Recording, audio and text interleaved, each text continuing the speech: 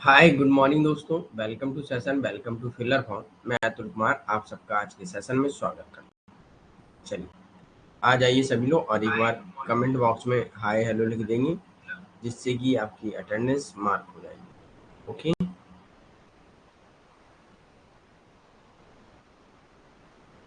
Good morning पूजा। आज हम लोग पढ़ेंगे इंटरनेशनल में भारत के मेजर पावर के साथ संबंध। मेजर पावर अर्थात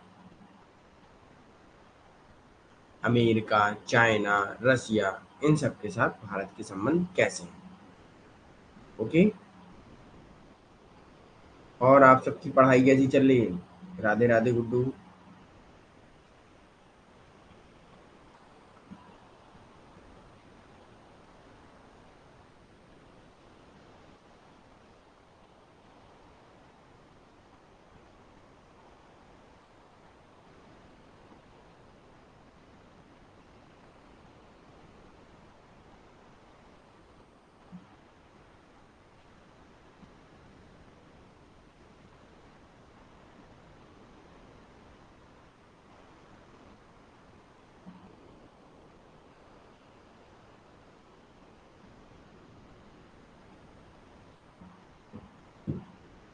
जय श्री कृष्णा करिश्मा।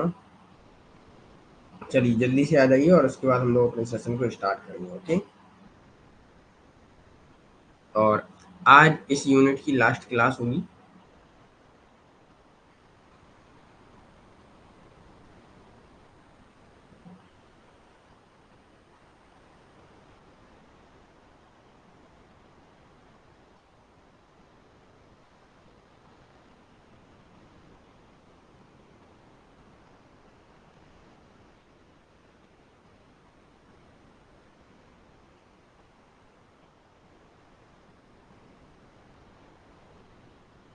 चलिए, तो हम लोग चाइना के साथ भारत के संबंध देख ही चुके थे। आज हम लोगों को रसिया एंड अमेरिका के साथ भारत के संबंधों को देखना है।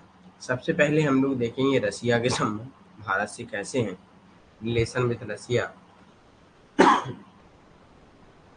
और एक चीज़ याद रखिएगा, हो सकता है इस क्लास की आपको पीडीएफ ना मिले, सिर्फ जो पढ़ाया जाए यहाँ वो नोट करते रहिएगा। ओके, अगर समय से बन जाएगी तो मैं आपको प्रोवाइड करा दूंगा। यहाँ तक किसी को कोई दिक्कत, जैसे पीडीएफ नहीं मिल रही है तो एक काम करिए, क्लास देख के बनाते जाइएगा। ओके,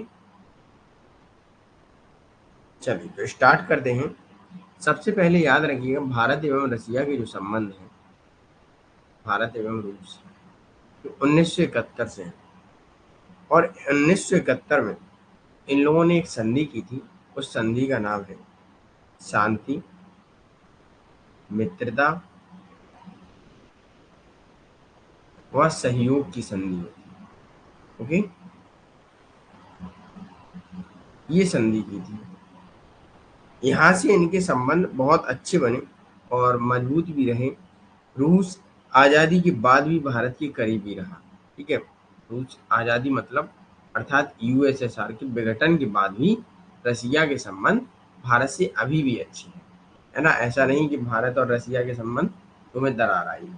जब ये भारत और रसिया एवं यूक्रेन का भी युद्ध हुआ था, तो भारत के संबंधों में किसी प्रकार की कोई दरार नहीं आई थी। लेकिन हाँ, थोड़ा बहुत अमेरिका ने कहा था कि भैया हम तेल पर रिस्ट्रिक्शन लगाएंगे, लिमिट्स लगाएंगे। भारत ने कहा भाई हमें कोई मतलब नहीं, हम जरूर खरीदेंगे उससे तेल, है ना। रसिया को थोड़ा लिमिट करने के लिए अमेरिका ने जब लिमिट लगाई थी, तो भारत ने ऐसा कभी नहीं कहा रसिया के लिए, ना ऐसा कभी कदम उठाया रसिया के लिए कि जिससे रसिया का नुकसान हो। और भारत ने हरदम अपने हित में बात की है और रसिया ने उसका सपोर्ट भी किया है। तो आज भी हमारे अच्छे संबंध हैं रसिया के साथ। और उन संबंधों के मजबूत होने के साथ साथ सॉरी उन संबंधों के मजबूत होने के साथ साथ आज हमारे कैसे हैं, राजनीतिक भी हैं, रणनीतिक भी हैं और सैन्य भी संबंध चल रहे हैं, मतलब अच्छे हैं। और हम लोगों ने डिफेंस एक्सरसाइज भी की है इनके साथ, तो आगे हम लोग इनकी एक्सरसाइज भी देखेंगे कौन कौन सी की है। ओके, भारत रसिया का शीत युद्ध के दौरान भारत यूएसएसआर का मजबूत एक रणनीतिक, सैन्य एवं आर्थिक और राजनीतिक संबंध था। जब कोल्ड वॉर चल रहा था, कोल्ड वॉर तो आप सब जानते होंगे, है ना? जब कोल्ड वॉर चल रहा था, यूएसएसआर था, उसमें क्या था, भारत के तब भी संबंध अच्छे थे, किसी प्रकार का कोई वो नहीं था। और आगे विशेष, स्पेशल और विशेष अधिकार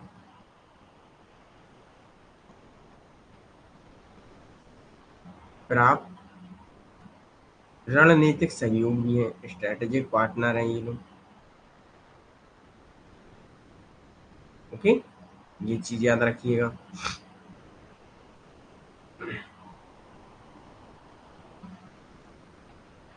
ये नोट हो गया। अब आता है नेम। अगर आपने नेम को पढ़ा है, नॉन अलाइनमेंट मूवमेंट, है ना, गुटनिरपेक्ष, उसके बारे में भी हम लोग अगले यूनिट में पढ़ेंगे। और नेम में, जब नेम का भारत सदस्य बना तो दोनों देशों में एक करीबी रिश्ता साझा हुआ कि भाई किसी से कोई मतलब नहीं, आप लड़ रहे हैं, झगड़ रहे हैं, कोई दिक्कत नहीं, गुटनिरपेक्ष, बस सही को सही, गलत को गलत कहेंगे।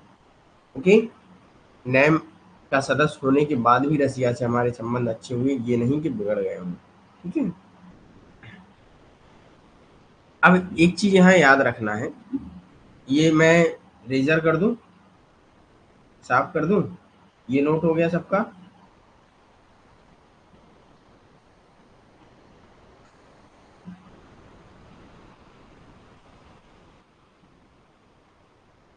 एक बार थम्स अप दीजिए और उसके बाद हम से चलिए जाए, कोई दिक्कत नहीं, आगे है इसमें। अब एक चीज याद रखना, 1971 क्या था, रूस मित्रता संधि पूछ सकते हैं। ओके।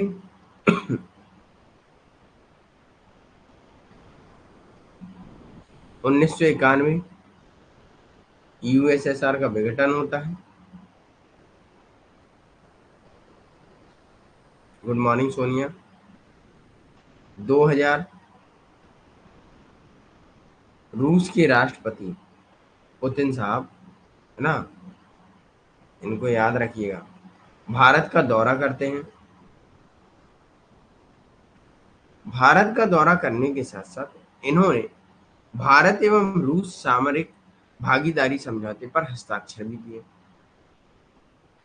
भारत एवं, 2000 में जब पुतिन जी आए तो भारत एवं रूस सामरिक संबंधों पर हस्ताक्षर किए, भागीदारी पर हस्ताक्षर किए। ओके, ये चीज याद रखना है आपको। और तब से अब तक भारत और रूस के वैकल्पिक रूप में देशों के बीच वार्षिक शिखर सम्मेलन भी चल रहे हैं। अब शिखर सम्मेलन भी होते रहते हैं बीच बीच में, अगर आपने देखा होगा, करंट अफेयर्स पढ़ा होगा, तो ये चीज आपको याद रखनी है। ओके।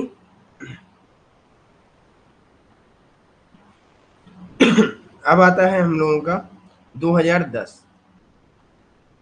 2010 में विशेषाधिकार, विशेषाधिकार भागीदारी हस्ताक्षर हुए, ये चीज याद रखना है आपको।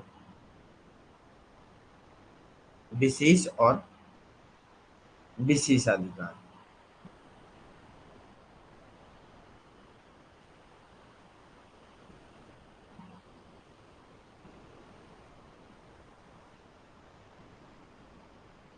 ये चीज इतनी नोट कर लीजिएगा, फिर उसके बाद हम लोग आगे बढ़ते हैं। हाँ, अब किसी का अगर कोई क्वेश्चन हो तो बताइए। गुड्डू, हाँ, क्या क्वेश्चन है गुड्डू, दोबारा से टाइप करिए।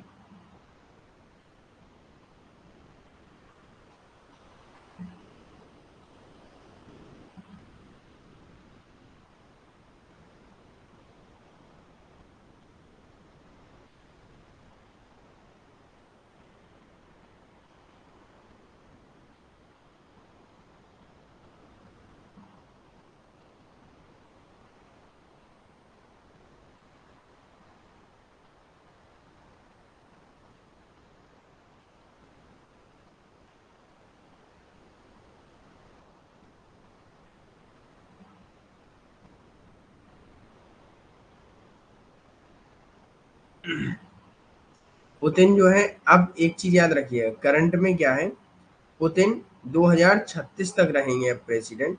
ओके, 2008 में, सॉरी 2008 नहीं, शायद अभी हाल 2 मिनट रुकिए, मैं आपको ये कंफर्म कर देता हूँ कि कब बने पुतिन, है ना।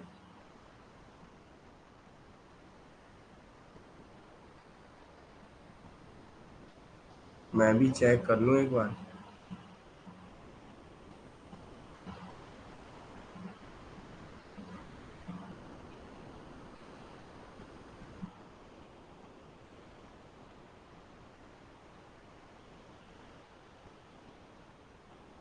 हाँ, 2012 में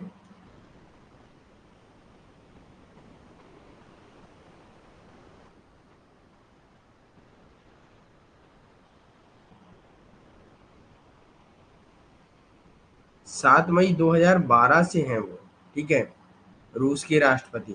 और 2018 में उन्होंने, रूस में राष्ट्रपति चुनाव हुए थे तो 76% वोटों से वो जीत गए थे। और इससे पहले एक चीज याद रखिएगा, 2000 से 2008 तक रूस के राष्ट्रपति रहे, ठीक है। और 1999 से 2000 तक, और 2008 से 2012 तक रहे, ठीक है। लेकिन अब जो है पुतिन 2036 तक राष्ट्रपति रहेंगे। ओके, विशेष और विशेषाधिकार में दोनों अलग अलग हैं क्या सर? यस करिश्मा, दोनों चीजें अलग अलग हैं। ओके गुड्डू, आपको ये चीज क्लियर हुई कि पुतिन कब से कब तक रहे?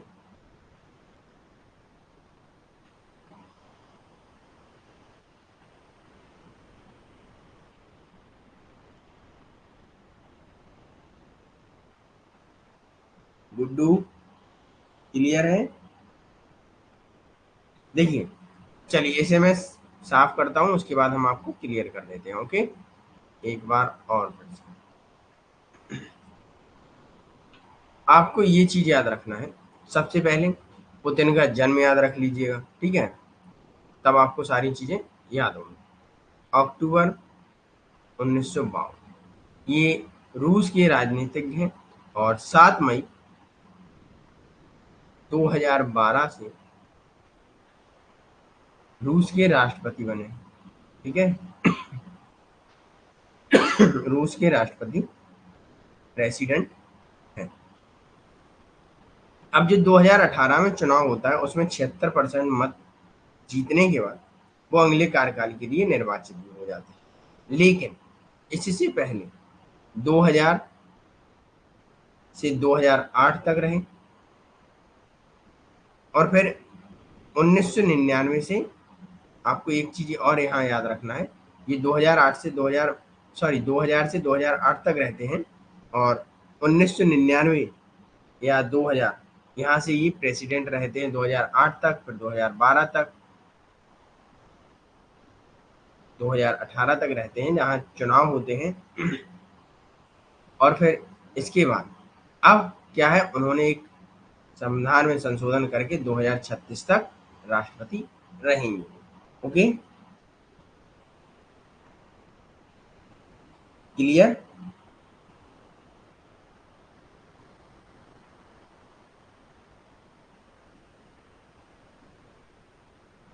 ओके, हाँ सोनिया क्या है समझा दो, ये विशेष राइट, विशेषाधिकार है ना। कुछ अधिकार ऐसे होते हैं, जैसे मान लीजिएगा कि आपके जैसे कुछ क्या है, कर्तव्य है और कुछ अधिकार है। कर्तव्य पे क्या है कि आप जैसे मान लीजिए नैतिक कर्तव्य है आपकी, आप करें या ना करें उस पर कोई किसी प्रकार का दंड नहीं होगा। और लेकिन अधिकार, जैसे मान लीजिए कोई विशेषी अधिकार है जिन पे दंड आपको लागू होता है, ठीक है। जैसे कि नैतिकता, तो आपको सरकार कभी भी उस पर दंड नहीं देगी कि आप अपने माता पिता का सम्मान करें या ना करें, ठीक है। और कुछ विशेष अधिकार ऐसे होंगे जिसपे सरकार आपको दंड देगी, जैसे कि आप देश की अखंडता एवं संप्रभुता के प्रति ऐसे कोई प्रचार या प्रसार या आवाज उठाते हैं जिससे कि देश की संप्रभुता को खतरा उत्पन्न होता है, तो ऐसे में आपको दंड दिया जाएगा। ओके,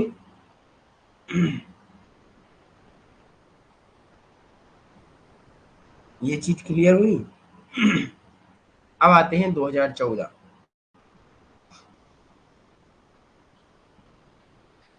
2014, 2014, इसमें स्ट्रेटेजिक पार्टनर रहते हैं, स्ट्रेटेजिक विजन डॉक्यूमेंट आता है।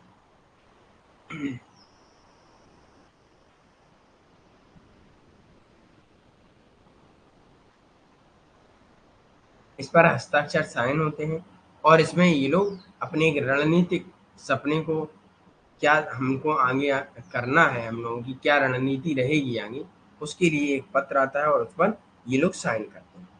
ओके। 2018, 2018 में भारत एवं रूस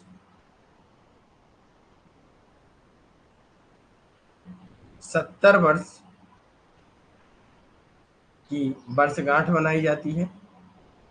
ये चीज याद रखिए कि हम लोगों के 70 वर्ष पूरे हो चुके हैं संबंधों के, इसलिए 2018 में भारत एवं रसिया के बीच में 70 साल की वर्षगांठ मनाई जाती है। ओके, यहाँ तक क्लियर।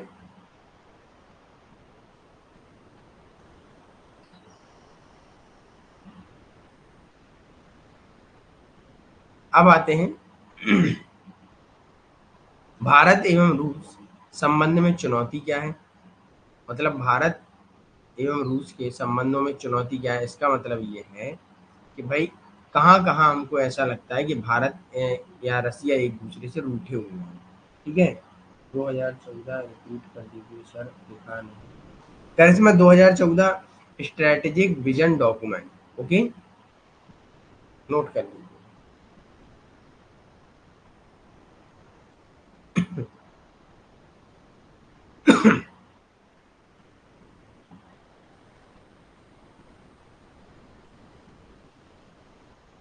हो गया।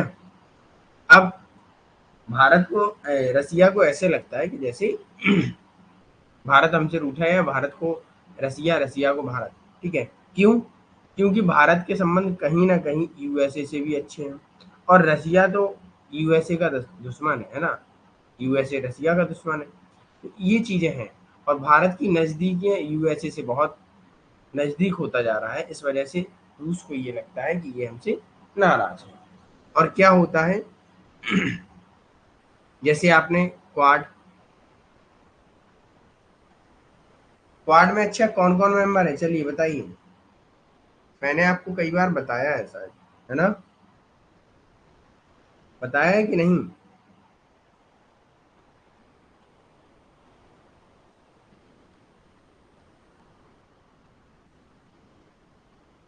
बताइए भाई, क्वाड में कौन कौन से देश शामिल हैं?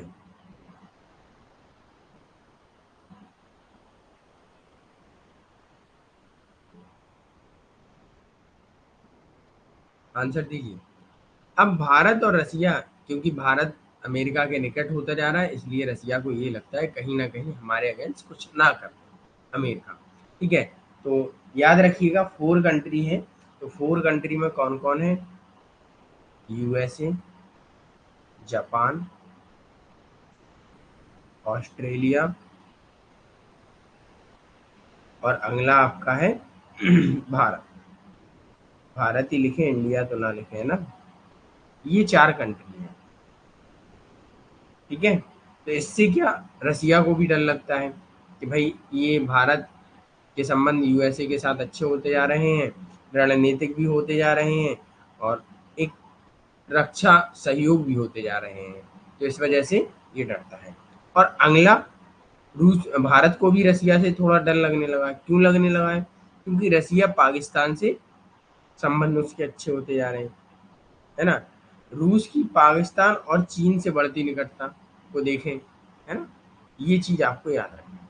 2 पॉइंट है आपको याद रखना है, जैसे कि यूएसए के लिए भारत की निकटता,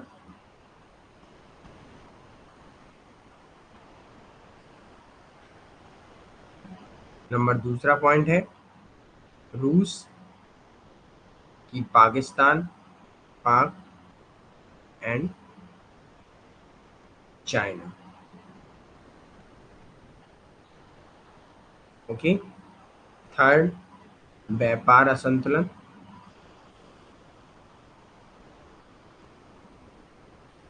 नंबर फोर, रक्षा साझेदारी।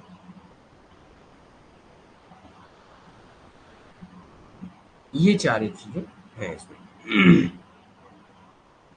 अब मैंने आपको पहला बताया कि भारत की निकटता यूएसए से होती जा रही है, क्योंकि क्वाड से, ठीक है। तो रसिया को लगता है कि भाई कहीं ना कहीं हमारे लिए ये गलत हो रहा है। अगला, रूस की पाकिस्तान एवं चाइना से निकटता, क्योंकि रूस भी कहीं ना कहीं समाजवाद है और चाइना भी, है ना, कम्युनिस्ट है। पाकिस्तान एवं चाइना से, तो ये भारत के लिए एक डर है। व्यापार असंतुलन, भारत और रूस के बीच व्यापार की आगामी केवल रक्षा आधारित है, क्योंकि भारत रूस पर आधारित किस पर है? व्यापार में सिर्फ रक्षा संसाधनों पर, और कोई तो है नहीं कुछ। अब भारत अगर यूएसए से संबंध ना बनाए तो कहीं ना कहीं भारत का व्यापार या भारत देश अपना रक्षा संसाधनों को बार बार खरीदता रहे, ऐसे तो चल नहीं सकता। अपनी चीजें भी कहीं ना कहीं आपको एक्सपोर्ट करनी पड़ेंगी, है ना, निर्यात करनी पड़ेंगी, आयात करनी पड़ेंगी, एक्सपोर्ट इम्पोर्ट। तो कहीं ना कहीं उसको, भारत को हर देश से संबंध बनाने पड़ेंगे। क्यों बनाने पड़ेंगे? क्योंकि भारत देश की अर्थव्यवस्था संतुलित रहे, है ना। तो इस वजह से, और भारत रसिया पर डिपेंड सिर्फ रक्षा संसाधनों से है, इसलिए भारत ने जो डिपेंडेंसी है उसकी, तो कम डिपेंड है। ओके। अगला है रक्षा साझेदारी। भारत अपने रक्षा सहयोग में किन किन को लेता है? इजराइल, अमेरिका, इन दो देशों, आदि देशों से, इजराइल, अमेरिका, कई सारे देश हैं, इनके साथ एक संतुलन भी लाता है और विविधता भी रहती है। कभी कभी क्या है, भारत इजराइल से ज्यादा चीजें खरीद लेता है तो अमेरिका नाराज होता है, अमेरिका से खरीद लेता है तो रसिया नाराज होता है। तो भारत सिर्फ अपने राष्ट्रीय हित पर काम करता है। ओके।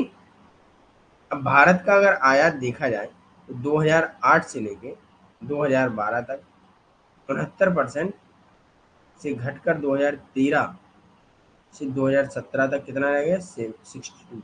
इसलिए अब भारत क्या कर रहा है, जैसे कि आपको पता है डीआरडीओ एंड डिफेंस, है ना, अडानी डिफेंस कॉरिडोर, ये सारे बन रहे हैं। क्यों? क्योंकि भारत अब अपने ही ऊपर सारी चीज़ों पर डिपेंड रहे, किसी अन्य देश पर डिपेंड ना रहे। जब सारी चीजें हम लोग खुद बनाने लगेंगे तो सारे देशों से हमारे संबंध एक संतुलित हो जाएंगे। ओके। तो ना किसी से नाराजगी रहेगी, ना किसी से ज्यादा दोस्ती रहेगी, सब बराबर रहेंगे। ओके। और सब लोग खुश होंगे। ये चीज आपको याद रखनी है। रसिया और चाइना दोनों आइडियोलॉजी के लिए हमेशा एक दूसरे का सपोर्ट करते हैं। Yes Guddu, very good. अब यहाँ तक आपको क्लियर हुआ ये चीजें?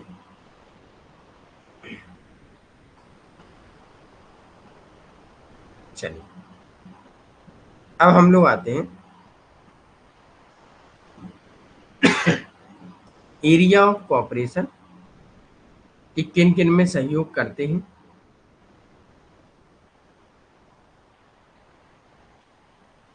भारत और रशिया। जैसे राजनीतिक सहयोग,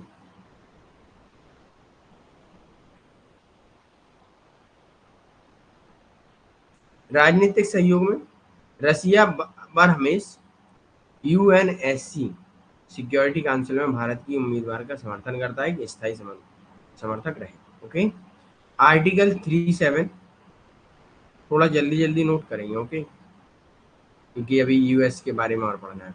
आर्टिकल 370 का भी समर्थन किया कि भाई हम आपके इंटरनल जो मुद्दे हैं उसमें इंटरफेयर नहीं करेंगे, और जो देश कर रहे हैं उनका विरोध भी किया उसने। ठीक है। और G20, एससीओ एवं ब्रिक्स और RIC, इन सब में समर्थन करता है। ओके। अगला आता है कनेक्टिविटी प्रोजेक्ट, ये नोट कर लीजिएगा। ओके। चलो, अब आता है कनेक्टिविटी प्रोजेक्ट। इसमें क्या है, international north south transport. Okay, international north south transport.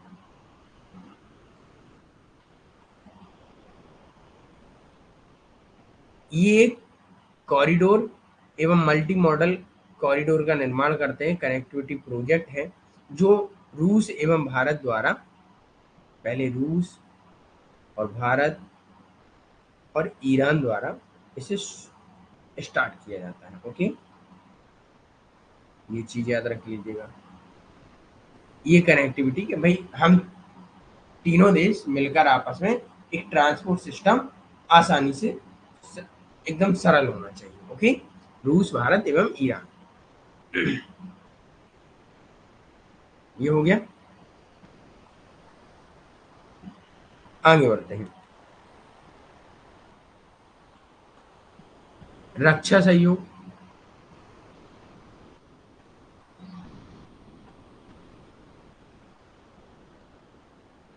एक आता है त्रयी त्रिपार्श्व। इसे हिंदी में नोट कर लीजिएगा और इंग्लिश वाले भी कर लीजिएगा। व्यायाम एक एक्सरसाइज है जिसे इंद्र कहा जाता है।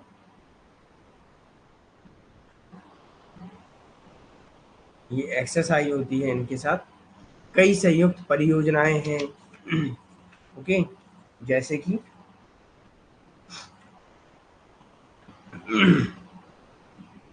ये कुछ जॉइंट एक्सरसाइज है।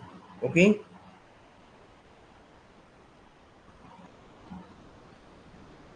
नोट कर लीजिए। जैसे इंद्र, मालावार योजना, मालावार नेवल एक्सरसाइज, मैंने आपको लिस्ट भेजी है। ओके,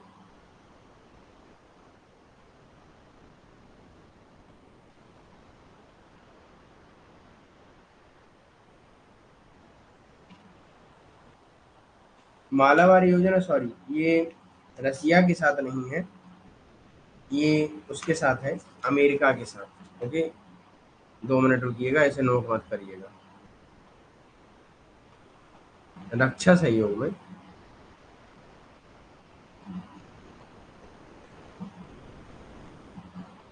भारत एवं अमेरिका, सॉरी, भारत एवं रसिया के साथ क्या है, तो उसे नोट कर लीजिएगा। ट्राइलेटरल, त्रैपार्श्विक सहयोग, इसे हिंदी में कहते हैं। ये इंग्लिश है, ट्राइलेटरल एक्सरसाइज।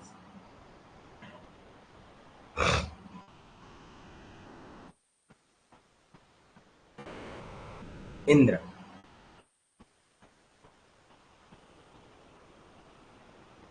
अब आते हैं जॉइंट प्रोजेक्ट, दोनों ने मिलकर ये प्रोजेक्ट किए हैं।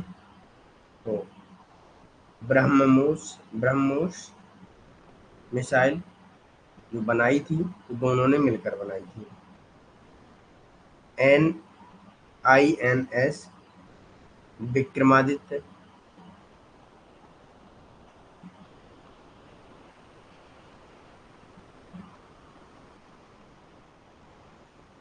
फिर आता है अकुला क्लास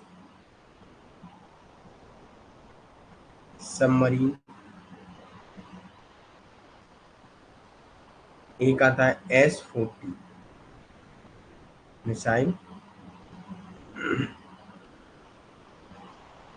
डिफेंस सिस्टम। ये सारी इन्होंने एक्सरसाइज साथ में मिलकर की है, डिफेंस कोऑपरेशन, रक्षा सहयोग में ये सारे काम किए हैं। तो ये आपको याद करने हैं, यहाँ से क्वेश्चन बनता है, मैच द फॉलोइंग बना देंगे कि कौन सा किससे संबंधित है।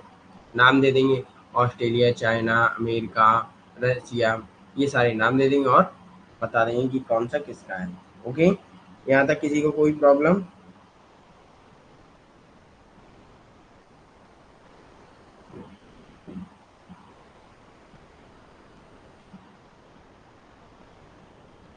यहाँ तक चीजें क्लियर हुई? अगर किसी का कोई डाउट हो तो बताइएगा।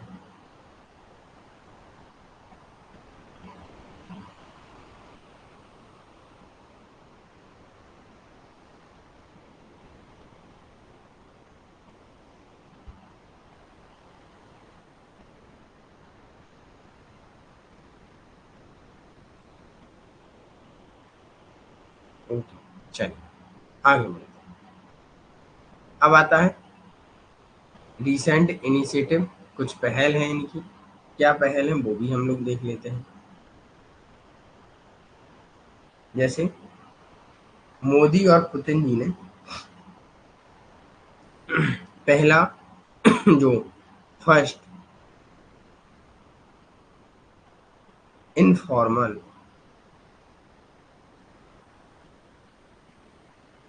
समिट जो हुआ था इन दोनों के बीच 2018 में हुआ था। अनौपचारिक जो सम्मेलन हुआ वो 2018 में हुआ। और eastern economic forum,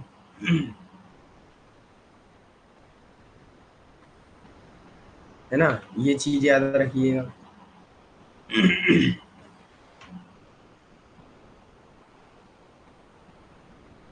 eastern economic forum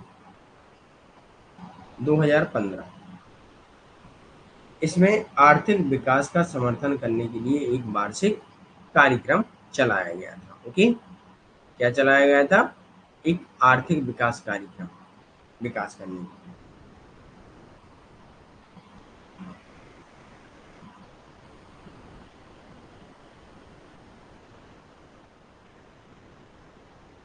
अगला है भारत एवं रसिया के साथ एक संबंध भी हुआ विकास के लिए, जिसमें अमेरिकी $1 बिलियन 1 बिलियन पर लाइन ऑफ क्रेडिट बनाई गई, जिसमें आप ऐसा ले सकते हैं। $1 मिलियन की लाइन ऑफ क्रेडिट भी बनाई गई। भारत और रसिया के जो पार्टनर हैं, जैसे कि partnership for piece, progress for prosperity, मतलब सभी को समानता एवं एक शांतिपूर्वक हम लोग विकास कर सकें, इसके बारे में ये बात करता है। और अभी तक भारत और रूस ने 2025 तक एक दो तरफा व्यापार के लिए बात की है, जिसमें $30 अरब तक ले जाएंगे। और कौन सा व्यापार? इसमें परिवहन कनेक्टिविटी को आगे बढ़ाने की बात करते हैं। ओके, कब तक? 2025 तक $30 अरब तक। ओके, और एक चीज याद रखिएगा, 2022 में, पिछली बार 22 में भारत वार्षिक शिखर सम्मेलन भी आयोजित हुआ था, जिसमें प्रधानमंत्री को रूस में आमंत्रित किया गया था। ओके, यहाँ तक क्लियर सभी को? लास्ट फिर से बताएं, लास्ट कौन सा? ये line of credit. Okay, $1 billion Bharat एवं अमेरिका के बीच।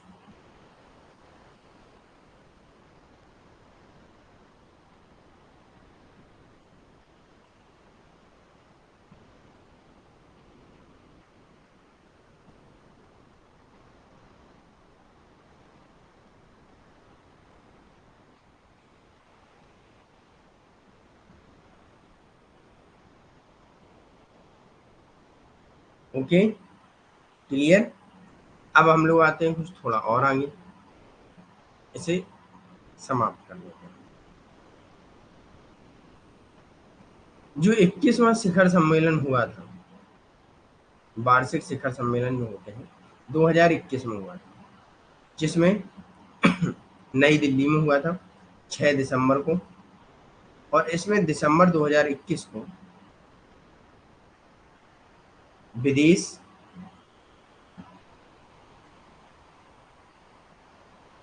विदेश और रक्षा मंत्री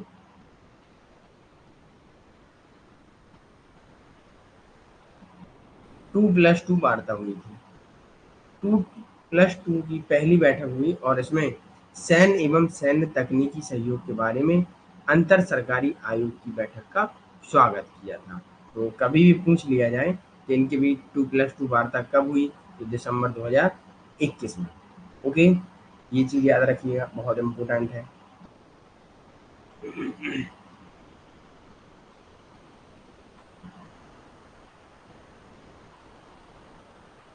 ओके, इन लोगों में एरिया ऑफ कोऑपरेशन मतलब सहयोग के क्षेत्र में परमाणु ऊर्जा का भी सहयोग है। न्यूक्लियर एनर्जी पर भी इनका कोऑपरेशन चलता है, सहयोग चलता है, जिसमें कुंडनकुलम परमाणु संयंत्र TN तमिलनाडु में किया गया था। ओके, नोट कर लीजिएगा नाम, कुंडनकुलम परमाणु संयंत्र। ओके, यहाँ तक क्लियर?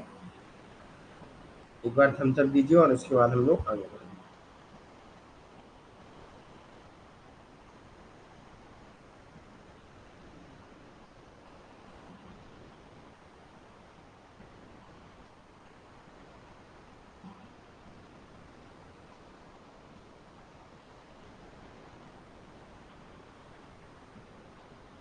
यहाँ तक क्लियर है कि नहीं भाई?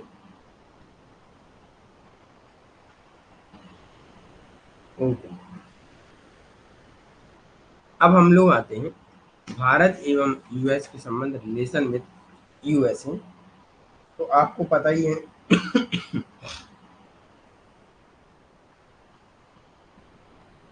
शीत युद्ध के बाद भारत एवं यूएस के संबंध अच्छे हुए, है ना? संबंध कई बार कुछ झगड़ालू भी रहे हैं, है ना? जैसे कि जब हमारे यहाँ आर्थिक संकट आया था और खाद्यान्न संकट आया था, तब यूएसए से थोड़े संबंध हमारे बिगड़ गए थे, राइट? अमेरिका और भारत के हालांकि बहुत पुराने संबंध हैं और दोनों लोकतांत्रिक देश हैं। तो जब दोनों लोकतांत्रिक देश हैं तो संबंध तो अच्छे होंगे ही, लेकिन जो यूएसएसआर का विघटन हुआ उससे पहले मतलब 1991 के पहले संबंध कुछ और थे और 1991 के बाद संबंध कुछ और थे। अर्थात शीत युद्ध के बाद एक रणनीतिक सहयोग इनके बीच में बना था। मतलब 19 कभी भी अगर कोई पूछे तो इनके संबंधों में सुधार कब आया था? 1991 के बाद रणनीतिक सहयोग हो गया था इनके बीच में। ओके, ये चीज आपको याद रखनी। अब हम लोग कुछ आगे बढ़ेंगे, इनके बारे में एक्सरसाइज देखेंगे, एरिया ऑफ ऑपरेशन देखेंगे कि किन किन क्षेत्रों में इनके बारे में इनके बीच में अच्छी संबंध है। ओके, जैसे कि भारत आज़ादी के बाद नैम का एक हिस्सा बनता है और स्वतंत्र विदेश नीति थी, इसलिए दोनों देशों के बीच भी तनाव रहा। जब नैम बनाया था भारत ने, ठीक है, तो भारत हिस्सा था और इसकी नाराजगी किससे हो गई थी? अमेरिका से। क्यों हो गई थी ये भी चीज जान लीजिएगा। क्योंकि अमेरिका सोच रहा था कि भारत हमारा साथ देगा, लेकिन भारत ने किसी भी देश का साथ नहीं दिया और ये भारत के लिए बहुत अच्छा कदम रहा, है ना? तो इससे थोड़ी नाराजगी रही और दोनों के बीच तनाव रही और फिर 1991 के बाद थोड़ा थोड़ा अच्छा अच्छा चलने लगता है दोनों के बीच में।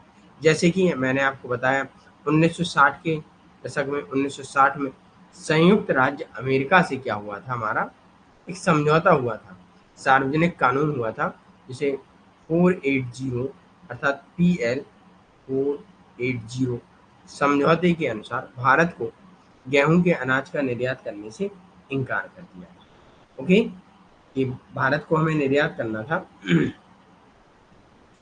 तो एक्सपोर्ट करना था, तो अमेरिका ने सीधा मना कर दिया कि भाई नहीं हो पाएगा और इससे फिर संबंध हमारे बिगड़ते हैं 1960 में, है ना?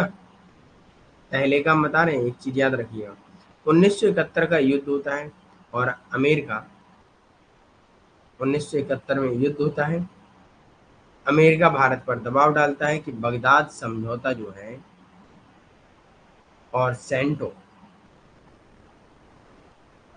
संधि के तहत अमेरिका को पाकिस्तान के साथ जोड़ा गया। ओके, अब दोनों जुड़ जाते हैं तो फिर भारत के लिए एक दुविधा खड़ी हो जाती है कि भारत के लिए फिर खतरा उत्पन्न होता है कि पाकिस्तान तो भैया एक तो कैक्टस है वो, है ना? फिर आता है 1991 1991, जैसा कि आपको पता है, अभी मैंने बताया है, जिसमें शीत युद्ध का अंत होता है, कोल्ड वॉर एंड होता है और दोनों देशों के बीच संबंधों में सुधार होता है। तब से प्रत्येक 1991 के बाद हर एक अमेरिकी राष्ट्रपति भारत का दौरा कर रहा है। ठीक है, अभी आए थे। ऐसे ही 2001 में वर्ल्ड ट्रेड सेंटर पर 9/11, आपने सुना होगा। 9/11 क्या है, जानते हैं आप? बताइए, ये बहुत इम्पोर्टेंट है। 9/11 क्या है? 9/11 के हमले पता है अमेरिका पर 2001 में, यहाँ 2001 में 9/11 अमेरिका में वर्ल्ड ट्रेड सेंटर आतंकवादी हमला होता है। तब अमेरिका की आंखें खुलती हैं कि हम विश्व में शक्तिशाली नहीं हैं। और तब लोगों को पता भी चल जाता है कि अमेरिका अकेला शक्तिशाली नहीं है, और भी लोग हैं शक्तिशाली। आतंकवादी हमला होता है, फिर अमेरिका भाई भड़बड़ाने लगता है कि भाई अब तो कुछ करना चाहिए। तब वो देशों को साथ लेकर चलते हैं, फिर कहते हैं कि भाई हमें ऐसे करना चाहिए और आतंकवाद के खिलाफ होना चाहिए। ये सारी चीज़ें बात करते हैं। ओके, मतलब सुधर जाता है, धीरे धीरे थोड़ा सुधरता है अमेरिका। और 2006 milestone in the relationship,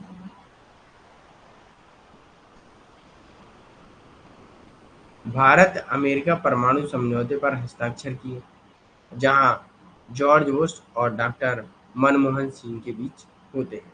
okay, 2006 में माइलस्टोन इन द रिलेशनशिप, जिसमें भारत और अमेरिका के परमाणु समझौते पर हस्ताक्षर होते हैं।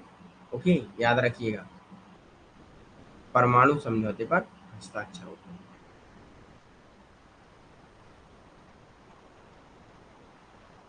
साइन,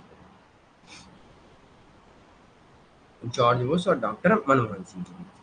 ऐसे ही 2020 आता है, धीरे धीरे संबंध सुधरते जा रहे हैं, जिसमें ग्लोबल व्यापक में ग्लोबल एक व्यापक स्तर पर, वैश्विक स्तर पर सामरिक भागीदारी समझौते पर साइन होते हैं। अर्थात व्यापक वैश्विक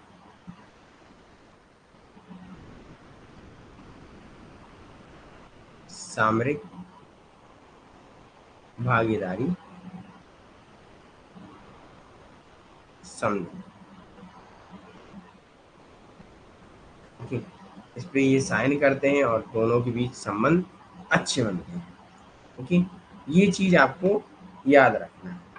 ओके, यहाँ तक क्लियर है?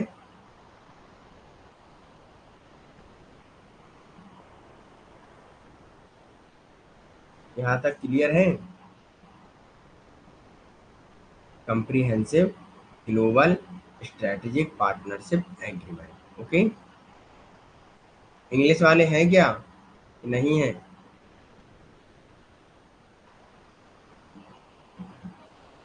इंग्लिश में भी आप लोग भी देख लीजिएगा। ओके,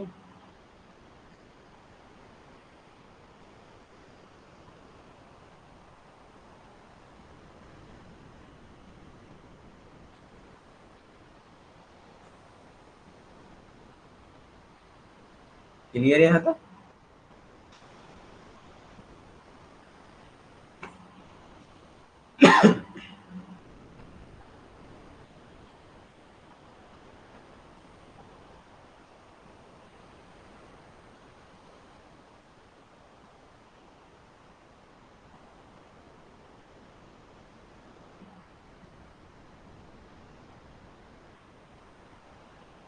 चलिए, अब आगे बढ़ते हैं हम लोग।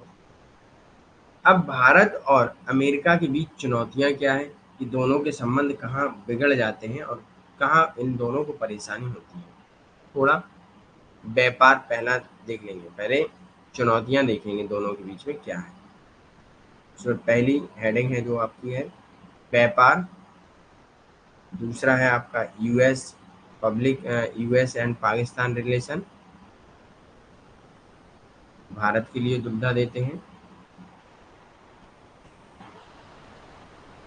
और डेटा सेंटर के लिए होता है, मतलब डेटा स्थानीकरण। ओके,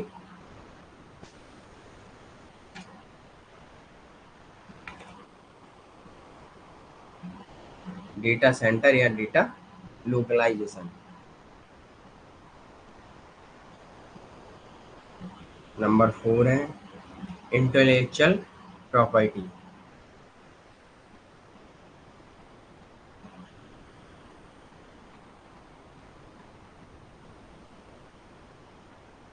अर्थात बौद्धिक संपदा।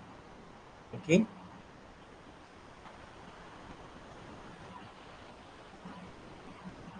ये 4 पॉइंटों पर भारत और अमेरिका के बीच असंतुलन बना हुआ है। कैसे बना हुआ है?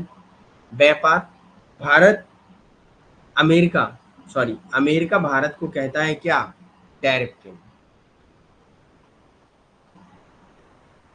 अब टैरिफ किंग क्या होता है इसे समझ लीजिएगा। ओके,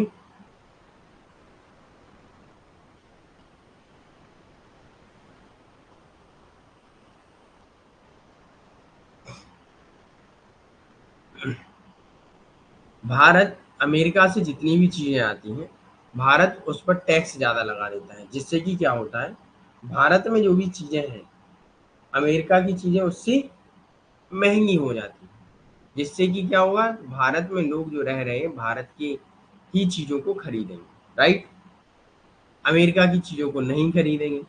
इसलिए तो क्या होता है, अमेरिका का मार्केट, अमेरिका की जो चीजें आती हैं, कुछ वस्तुएं आती हैं भारत में सेल होने के लिए, वो भारत में सेल नहीं हो पाती और अमेरिका की कंपनियों को नुकसान हो जाता है, क्योंकि ये भारत से सस्ती प्रोवाइड करा देते हैं और यहाँ आके टैक्स ज़्यादा लगा देते हैं। ठीक है, जैसे कि आपने देखा होगा कई बार कई कंपनियां आई, जैसे लिवाइस है ना, तो उस पर इतना टैक्स लगा हुआ है कि भारत में लोग पसंद तो करते हैं, लेकिन जिसके पास अच्छा खासा पैसा है, राइट, कम करते हैं। जैसे अब आई आपकी रोगन है, रेड टैप है, ये सारी कंपनियां इंडियन हैं, तो इनमें क्या है, वही चीज़ें वही मटेरियल वो सस्ता प्रोवाइड करा देते हैं, तो जिससे कि क्या है, भारत का मार्केट थोड़ा बढ़ता है। तो भारत अमेरिका का हर बार ये रहा है कहना कि भारत जो है वो टैरिफ किंग है और ये हमें व्यापार करने के लिए हमारी वस्तुओं पर ज़्यादा टैक्स लगा देता है, जिससे कि हमें नुकसान होता है। तो कई बार इस पर बात हुई है। ऐसा ही ट्रम्प ने सामान्यीकृत प्रणाली की वरीयता, मतलब जीएसपी योजना के तहत भारत के लाभों को समाप्त कर दिया था ट्रम्प ने। ठीक है, लेकिन बाद में एक आ गए थे अपने लेवल पर। ठीक है, तो भारत भाई कोई भी देश हो, वो अपनी वस्तुओं को अन्य देश में या अन्य देश की वस्तुओं से सस्ता या महंगा तो बेचेगा नहीं भारत में ही रहकर, है ना भाई। जैसे चाइना है, चाइना की जो भी चीज़ें आती हैं वो बहुत सस्ती आती हैं, एकदम कूड़े के भाव, भारत में वो बिकती हैं। क्यों बिकती हैं? क्योंकि उन पर इतना ज़्यादा भी टैक्स नहीं लगा सकते कि जितने की वस्तु है, और उस पे कितना भी टैक्स लगा दीजिएगा तब भी वो सस्ती रहती है ना, क्योंकि वो पता नहीं कैसे बनाते हैं चाइना वाले, है ना, क्वालिटी सब मेंटेन तो नहीं करते हैं फिलहाल क्वालिटी, है ना, चले चांद तक ना चले शाम तक, ये है चाइना की चीज़ों का कंडीशन। ओके, तो भारत को अमेरिका हरदम व्यापार के क्षेत्र में टैरिफ किंग कहता है कि भारत अमेरिका की वस्तुओं पर ज़्यादा टैक्स लगाता है। अगला है यूएस पाकिस्तान रिलेशन। अब भारत के पाकिस्तान के साथ संबंध, अफगान जो शांति प्रक्रिया थी, तो जिसमें पाकिस्तान की भूमिका के कारण हाल के वर्षों में पाकिस्तान पर अमेरिका की स्थिति नरम हो गई थी, है ना। अफगानिस्तान में शांति के लिए जो पाकिस्तान कर रहा था, उसमें फिर पाकिस्तान के लिए अमेरिका जो कर रहा था, उसमें पाकिस्तान के लिए उसके संबंध थोड़े नरम हो गए थे। और संबंध यूएसए के पाकिस्तान के लिए नरम होना, अर्थात भारत को कहीं ना कहीं अपने आप में डर भी फिर लगने लगा था कि कहीं ना कहीं पाकिस्तान या यूएस मिलकर दोनों कुछ हमारे लिए रणनीति ना अपना दें, क्योंकि वैसे भी तो यूएस के साथ हमारा असंतुलन चलता ही रहता है ना, क्योंकि यूएसए चाहता है हमारी बात माने सभी, भारत कहता भाई अब नहीं मानने वाले हम तुम्हारी, है ना? तो ये चीजें आपको याद रखनी है। ओके। अब अगला आता है डेटा सेंटर एवं डेटा लोकलाइजेशन। तो इसमें क्या कहा जाता है कि भारतीय रिजर्व बैंक की सभी भुगतान कंपनियां जितनी भी हैं उनसे कहा गया है कि भाई आपने भुगतान किया, ठीक है, अच्छा, अच्छी बात है, लेकिन आप जो डेटा सेंटर है आपने, जैसे आपकी एटीएम मशीन में किसी ने एटीएम लगाया, आपने उसकी डिटेल पढ़ी और सेव की, लेकिन आपने डेटा सेंटर कहाँ बनाए? अमेरिका में। तो भाई वहाँ हम नहीं बनाने देंगे, वहाँ आप नहीं बनाइए, आप इंडिया में बनाइए अपने डेटा सेंटर, और किसी को शेयर मत कीजिए अपने डेटा। आप इंडिया में रहकर इंडिया में बनाइए। आप वहाँ शेयर करेंगे तो हमारी डिटेल तो भाई लीक होगी, इसलिए आप बाहर नहीं बना सकते हैं अपने डेटा सेंटर। आप उनका स्थानीयकरण अर्थात लोकलाइजेशन कीजिएगा कि इंडिया के हैं, इंडिया में ही रहेंगे। ओके, यहाँ तक क्लियर है सभी को?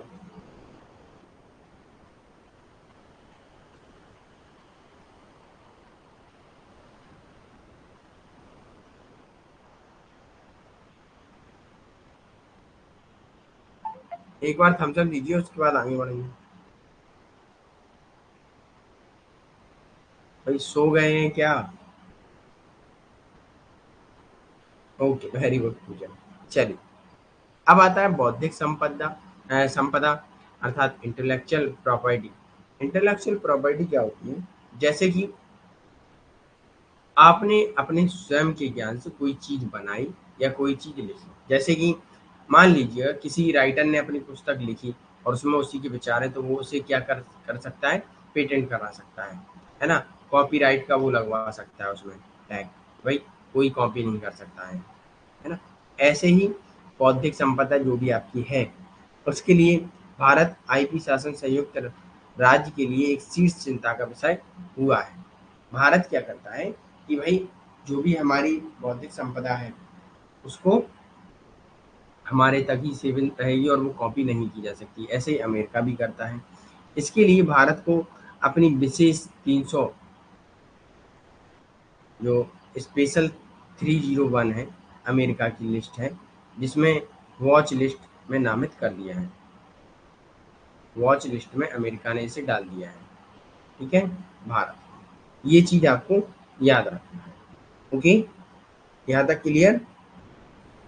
अब हम लोग देख लेते हैं कॉपरेशन सर क्लास। क्यों करिश्मा, क्या हुआ, जाना है क्या? ये तो खत्म करके ही जाएंगे आज। ओके, मन नहीं लग रहा होगा आज, है ना? क्योंकि चीजें ऐसी हैं।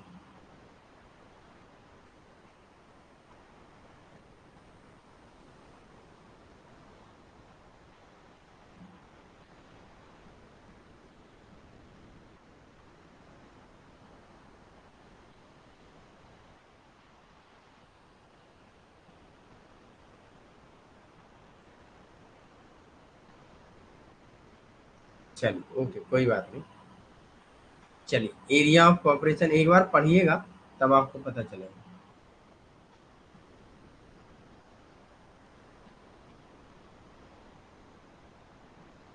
अब एनर्जी कॉपरेशन, ऊर्जा में ये लोग कॉपरेशन करते हैं, सहयोग करते हैं, ये चीज याद रख लीजिएगा। एनर्जी में क्या है, शॉर्ट में लिख दे रहे हैं, पूरा नोट कर लेना। Indo and US nuclear deal. Okay, 2006 में होती है।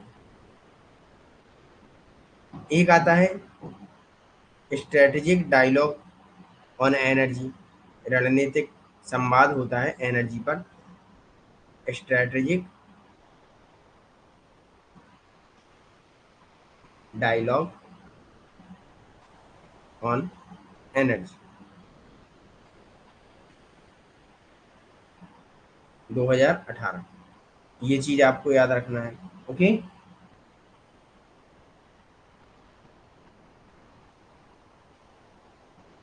ओके करिश्मा, 8 बजते हैं, 2 मिनट बाद छोड़ते हैं, ठीक है? बकाया हम लोग बाद में कर लेंगे क्योंकि सभी को काम रहता है। चलिए, ओके, ज्यादा टाइम तक नहीं चलाएंगे।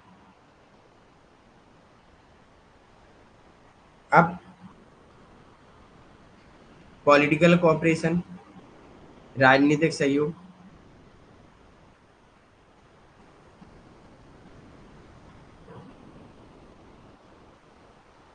यूएनएससी, यूनाइटेड नेशन में सिक्योरिटी काउंसिल में ये परमानेंट मेंबर के लिए ये यूएस कहता है कि भाई इसे भी परमानेंट थोड़ा मेंबर बनाना चाहिए, है ना। ये चीज़ याद रखिएगा। इकोनॉमिक कोऑपरेशन, आर्थिक सहयोग में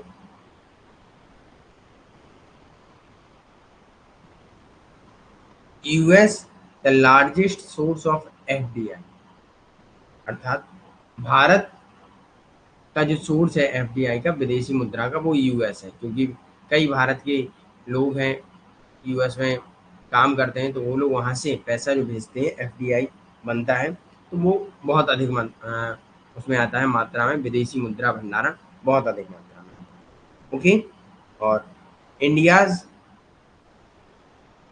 इंडिया नाइन्थ नौवा लार्जेस्ट पार्टनर है यूएस का। कौन सा पार्टनर? लार्जेस्ट पार्टनर है ट्रेडिंग, मतलब व्यापार में। ओके, ये चीज याद रखना है। और रेमिट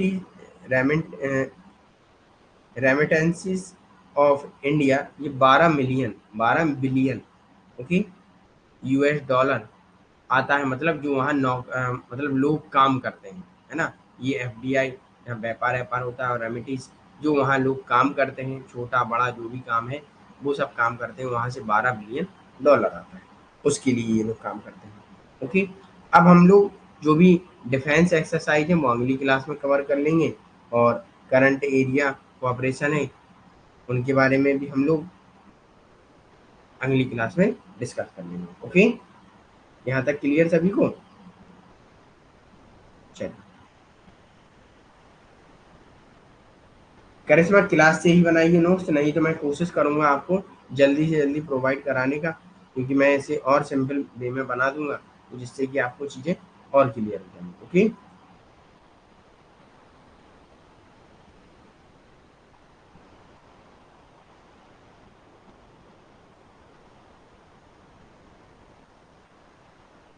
यस पूजा, कोशिश है 8 PM पर हो क्लास। लास्ट लाइन, रेमिटेंस, अर्थात जो विदेशी मुद्रा आती है, जहाँ ब्लू कॉलर है और कई ब्लू है, पिंक है, वाइट कॉलर, ये लोग काम करते हैं, तो वहाँ से ये विदेशी मुद्रा जो आती है 12 मिलियन डॉलर, 12 बिलियन डॉलर आती है। ओके,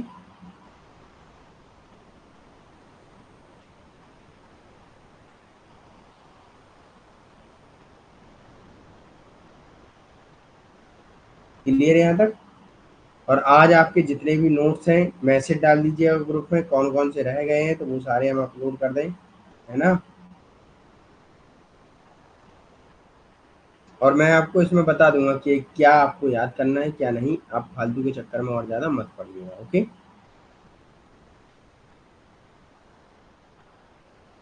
चलिए, okay, thank you for today session, watch and most welcome. मिलते हैं हम लोग 8 PM। ओके,